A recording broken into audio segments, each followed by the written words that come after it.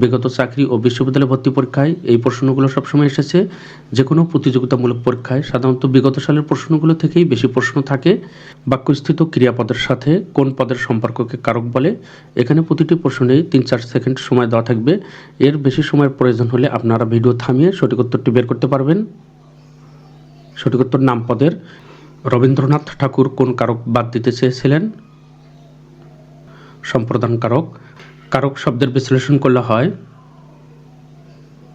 এখানে উত্তর ক এবং খ, কারণ ক্রি যোগ নগ এবং ক্রি যোগ অক দুটি সঠিক উত্তর।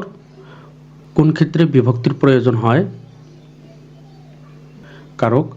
বিভক্তি প্রধানত কত প্রকার? বিভক্তি প্রধানত 2 প্রকার। বিভক্তি কাকে বলে? এখানে ব্যাখ্যা দেওয়া রয়েছে, আপনারা ভিডিও থামিয়ে এগুলো ব্যাখ্যাগুলো দেখতে পারবেন। বাংলা বিভক্তি 2 প্রকার, নাম বিভক্তি বা শব্দ বিভক্তি এবং ক্রিয়া বিভক্তি। কিন্তু বাংলা শব্দ বিভক্তি 7 প্রকার: প্রথমা, দ্বিতীয়া, তৃতীয়া, চতুর্থী, পঞ্চমী, ষষ্ঠী, সপ্তমী। বাক্যের প্রতিটি শব্দের সাথে অন্বয় সাধনের জন্য যে সকল বর্ণযুক্ত হয় তাদেরকে কি বলে? বিভক্তি। বাক্যের প্রতিটি শব্দের সাথে অন্বয় বা সম্পর্ক সাধনের জন্য যে সকল বর্ণযুক্ত হয় তাদেরকে বিভক্তি বলে। এখানে বাংলায় যে 7 প্রকার বিভক্তি রয়েছে, এই 7 প্রকার বিভক্তি পরীক্ষায় থাকে। বাংলা কারক সম্পর্কে জানতে হলে প্রথমে আমাদের বিভক্তি সম্পর্কে সঠিক ধারণা থাকতে হবে।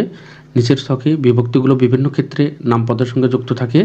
বিভক্তি একবচন এবং বহুবচন। একবচনগুলো আমাদের মুখস্থ রাখতে হবে।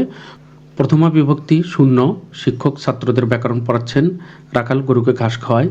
শিক্ষক এবং রাখাল এর সঙ্গে কোনো বিভক্তি যুক্ত হয়নি। বহুবচন রা, এরা, গুলি, গণ। দ্বিতীয় বিভক্তি কেরে, রাখাল গরুকে ঘাস খাওয়ায়। এখানে মূল শব্দ গরু, গরুর সঙ্গে কে বিভক্তি যুক্ত হয়েছে।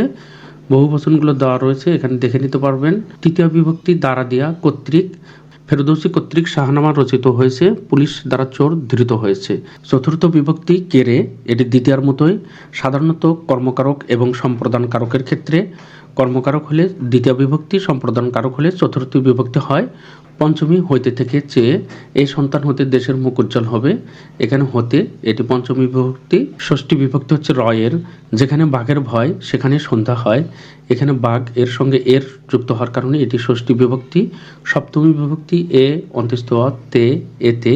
অর্থাৎ আমাদের মনে রাখতে হবে সবসময় যদি একটা মূল শব্দের সঙ্গে একার থাকে সেক্ষেত্রে সপ্তমী বিভক্তি। যেমন পাগলে কিনা বলে, এখানে একার রয়েছে অর্থাৎ এটি সপ্তমী বিভক্তি। ছাগলে কিনা খায়, গরুতে দুধ দেয়। তারকা চিহ্নযুক্ত বিভক্তিগুলো এবং বন্ধনীতে লিখিত শব্দগুলো চলিত ভাষায় ব্যবহৃত। বিভক্তি চিহ্ন স্পষ্ট না হলে সেখানে শূন্য বিভক্তি আছে মনে করা হয়।